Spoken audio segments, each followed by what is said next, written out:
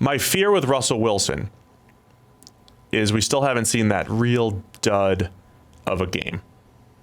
You know, he just throws the ball in harm's way, and he still sometimes makes that fourth quarter comeback, which might not happen, but has every other year. Right, and it's kind of like I use the Stafford example. Stafford's going to have those 4 elite games that you have. You know, I always wait for these things that have trended through the years. It might not happen, but I'm always a little fearful of it. It's generally a road game.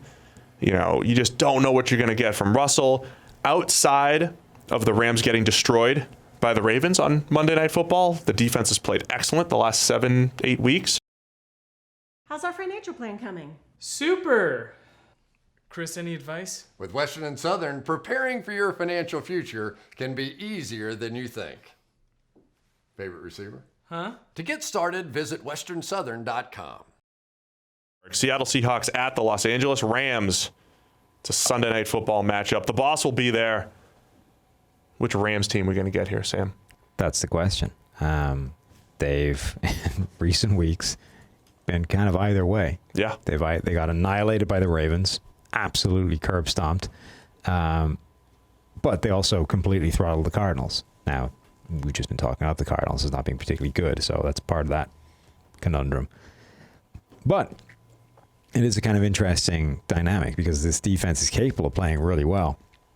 The Seahawks, Russell Wilson is still playing at this MVP level, but they've got their own problems. Like their pass rush, or pass protection rather, is not good.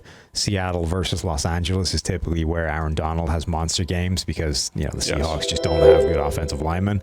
Not only do they not have good offensive linemen, they have a particular style of offensive linemen, i.e. great hulking, lumbering tree stumps that just do not match up well with Aaron Donald. So that's always a factor in this game. Plus, I think Tyler Lockett had the flu on Monday or something, and he's, is he going to be 100%? You're all over those. That's great. Flu game for Lockett. Did our quarterback rankings this week.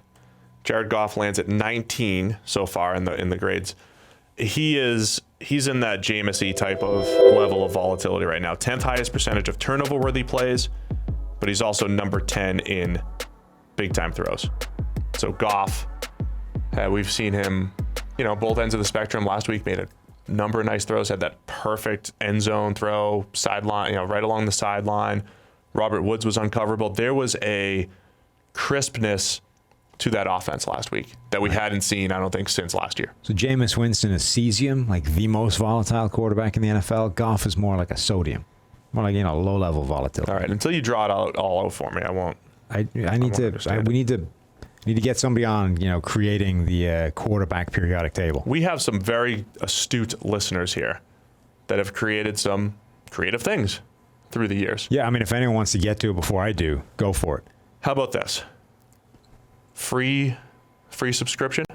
Okay. If somebody creates a periodic table of volatile quarterbacks, all the quarterbacks in their appropriate spot in, fine periodic table imagery, I'll give, free edge subscription. Free PFF edge if we get a periodic table with some thought that we agree with. We have something to agree with that we can throw up on the board behind us. Yeah. When we talk about it, we can throw it up there. Because Goff is some kind of element, and he's a volatile one so far this year. Pretty sure it's sodium. We'll give him a sodium.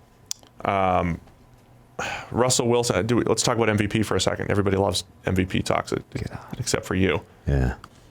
The boss, Chris, went on NFL Network this week. He said it's Russell Wilson. He's got the highest PFF grade, and because of volume, his wins above replacement will be the highest. Yeah. As far as, so if we were voting for MVP, it'd be Russell Wilson. I said I'd give him my vote even after that Eagles game a couple weeks ago because he had 5 big-time throws, 3 of which fell incomplete. If we're talking about what the player does and adds to his team's chances to win, I know Lamar's right there with him, but man, I think Russell Wilson is the guy right now. This is why I hate this award. Oh, okay. So I'm just talking to myself. Because it's all intangible crap. Because you've got Russell Wilson, whose team are actively trying to take the ball out of his hands, right? Yeah.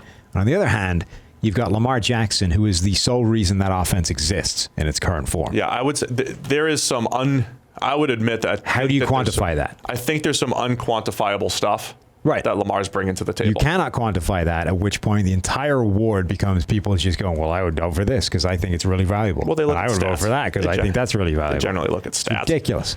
My fear with Russell Wilson is we still haven't seen that real dud of a game. You know, he just throws the ball in harm's way, and he still sometimes makes that fourth quarter comeback, Which and all might that stuff. not happen, but It has might every not. other year. Right, and it's kind of like I use the Stafford example. Stafford's going to have those 4 elite games that you have. You know, I always wait for these things that have trended through the years. It might not happen, but I'm always a little fearful of it. It's generally a road game. You know, you just don't know what you're going to get from Russell. Outside of the Rams getting destroyed by the Ravens on Monday Night Football, the defense has played excellent the last 7-8 weeks. Is this the game? I'm always a little fearful of that. That's why I'm going with the Rams. I'm buying into the Rams turning a corner last week. The offense looking crisp, the defense playing great over the last 7 or 8 weeks outside of one game against the Ravens. I'm buying into the Rams this week on Sunday Night Football. I can definitely see a scenario in which that happens. I just have seen too much bad from the Rams to buy into them so far. By the way, confirmed that 19 sacks charged to Kyler Murray is a record since 2006. It's in fact already 4 more than any other year. 15 was the previous record. You just went through all that? I did. Who's got the record?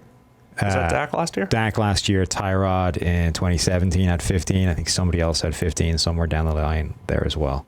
But 15 was the previous record held by a few different people. And now he's got 19 already with, 4 games left? Yeah, not great. So you're taking Seattle, I'm taking the Rams. That's the other one where we differ. You want to get rid of me and get back to more great PFF YouTube content? All you have to do is push that button right there and subscribe. Thanks for watching.